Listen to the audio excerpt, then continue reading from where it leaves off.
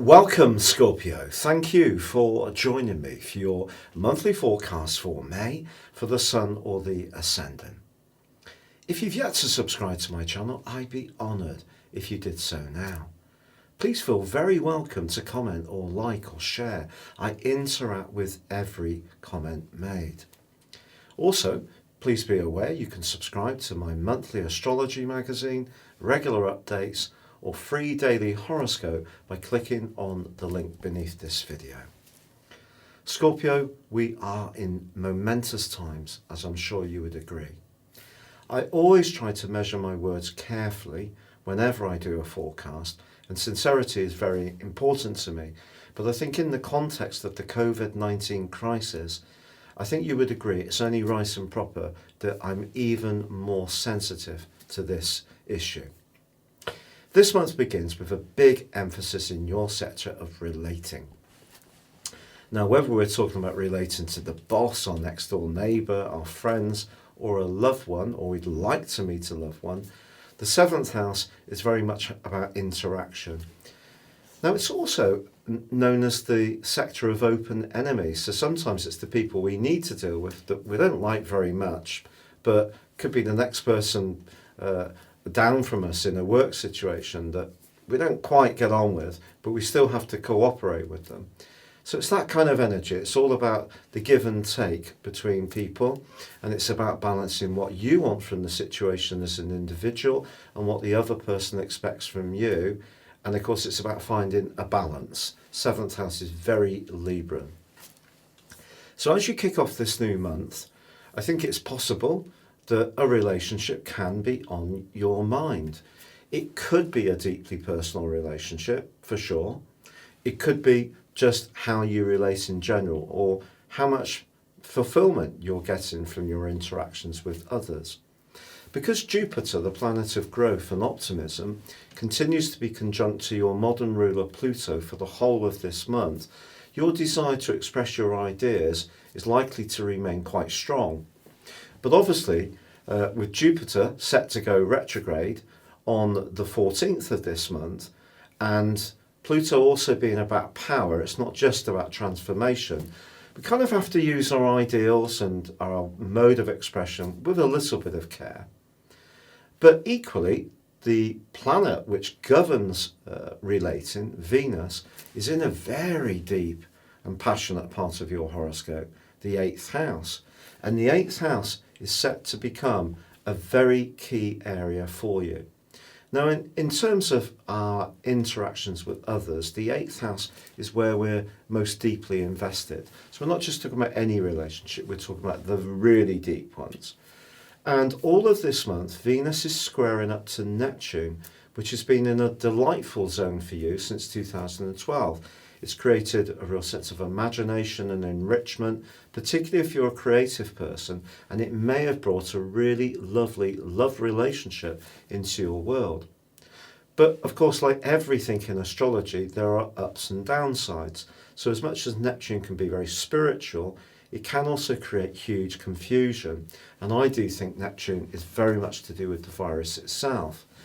But this month, Neptune squares with Venus. So if you are trying to make some kind of transition around a very deep relationship, or even around your finances, you are really advised to be as cautious as possible, because the more distorting energies of Neptune can create a situation that may appear to be like it is, but may have other elements or textures that are not quite obvious immediately, at least. But on the 5th of this month, that 8th house sector that Venus is in through to the 7th of August is going to be augmented by the North Node. Now, this is a nominal point, also known as the point of destiny, and it inverses, goes the opposite way to the moving planets into the sign of Gemini for 18 months on the 5th. So some kind of transformation is in store for you, Scorpio, over that period of time. The point of destiny affects all of us. It's kind of like a universal energy. It's a kind of gravitational pull that we're all pulled into. And over the last year and a half, it's been in the deeply sensitive Cancer. However, on the 7th of this month, there is a very passionate full moon in your sign, Scorpio. So what this is saying to me, particularly as this full moon actually angles quite positively to Neptune, is that there could be some key decision that you need to make around a relationship in the 2 weeks following the full moon of the 7th. So pretty well up until when the sun moves into Gemini on the 21st, although you could still be grappling with the decision then.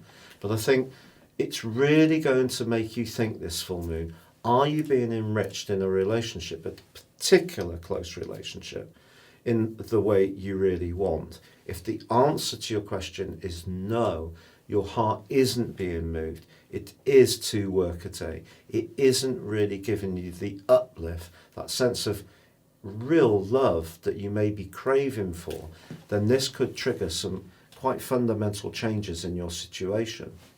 And those changes are going to be press-edged even more by the fact that Mars is going to be moving mid-month into the sign of Pisces, which of course is your sister water sign.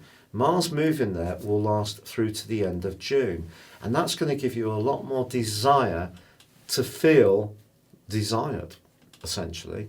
It's also going to give you a lot more creative energy. So if this forecast in terms of a close relationship doesn't echo to you, it may do in terms of your creative juices, which can really need to find an outlet. And Mars moving into Pisces can be good for that as well. But I do feel that you can start to feel sort of more energized, because Mars moving through the sign of Aquarius since the end of March may have led you sort of really soul searching, feeling quite moody, a little bit up and down, perhaps changing your mind several times about some practical arrangements around your home, or perhaps it's more of an emotional dimension around your personal life or around a family matter. But the 11th of this month does see Saturn, which is in the tender area for you, slam on the brakes, and those brakes are going to be applied until the end of September. However, Saturn is going to inverse back into your 3rd solar house of everyday communication on the 2nd of July. So it is going to bring its structure and its benefits, but also its potential for limitations back into then. But for now, it's going into retrograde in Aquarius, which points towards a very sensitive emotional issue, perhaps about where you live or how you live there, or how you're relating to people at the heart of your situation. Now, the 11th also sees Mercury move out of your sector of relating into the 8th solar house, Gemini, where, of course, it governs.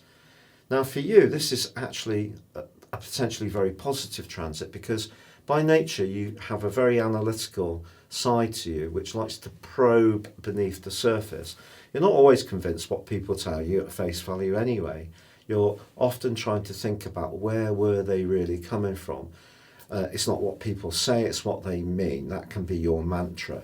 And Mercury moving into Scorpio is an ideal opportunity for you to do some deep dives around your thinking, your psychology, and the things that may be shifting in your situation at quite a deep level. But also from the 11th through to the 19th, the Sun, continuing in your sector of relating through to the 20th, is in a fantastic angle with your modern ruler Pluto and also Jupiter. So a conversation you have between the 11th and the 19th can be life-changing, quite frankly, and it can be heartfelt. If you do really say how you feel at this time, it's going to be profound. There is no doubt about it. You can often be quite reticent in opening up about your personal feelings. You can be very blunt at times in terms of expressing your point of view about anyone else. But, pardon me, maybe this is a time when you are going to be much more mindful of actually expressing yourself really authentically. And that can be a good thing for you to do, especially if you do tend to not do that for fear of offence. Well, maybe if it's something that's very important to you, you do need to articulate it, ventilate your feelings. I think it's going to be very helpful. But the 13th not only sees Mars move into your sister water sign of Pisces, it also sees Venus go into a retrograde. Now, the big downturn with COVID-19 is affecting almost every single person in some kind of financial way. And I think that you are going to be actively thinking about this. And I just think that Venus retrograde through to the 24th of June is just saying, don't be too risk-taking around your resources. I think that's a key thing to bear in mind. But on the 14th, Jupiter goes into retrograde. So if you were thinking about buying a new car, a new mode of transport, any kind of new technology, it's not to say you shouldn't do it. I'm not one of those astrologers who feels you should never do anything when retrogrades are going on, because it would mean for half of every year, no one ventured out of their door, which is just not viable. But what I feel Jupiter going retrograde does is ask us to think about the potential for fortune or philosophy inwardly rather than outwardly. So you might start to think more about your relationship to those areas, your belief systems. But if you are thinking of making a change around transport, just think carefully before you decide on your final decision. The 19th to the 30th, however, is stunning because Mars, your ruler, your traditional ruler, links with Uranus. When these two get together in a positive way, you're talking about instinctive action. So it's possible, therefore, that this could see you, if you're single, have some kind of massive attraction to someone, and you may want to really get close to them in quite a sudden and impulsive way. Or perhaps it's going to push you to engage in some way, perhaps with your ideas. So it could be for a new business by being more enterprising.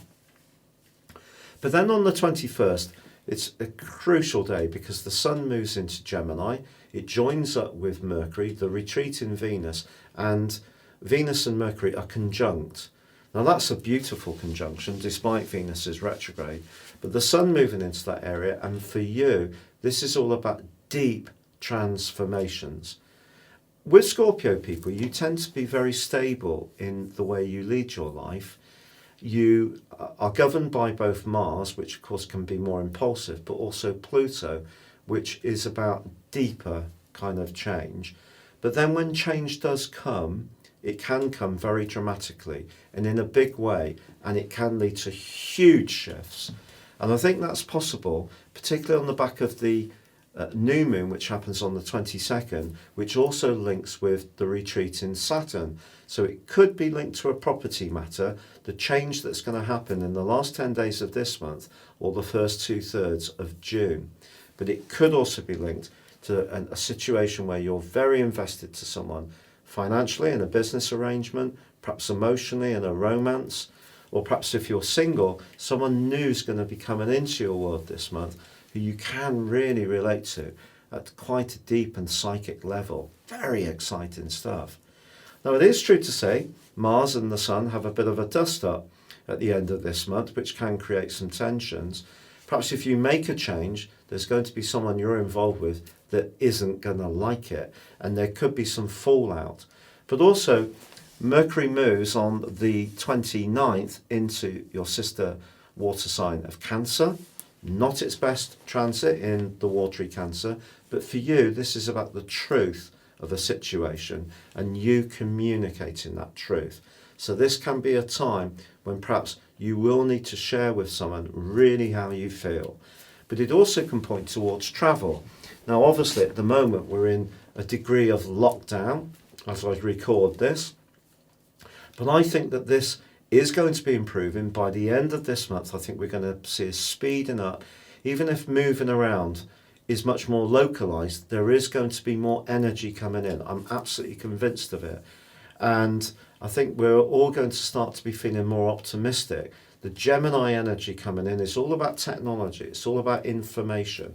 We're going to see some wonderful apps that help to deal with the COVID-19 crisis, new applications in terms of health approaches, and of course new medications as well.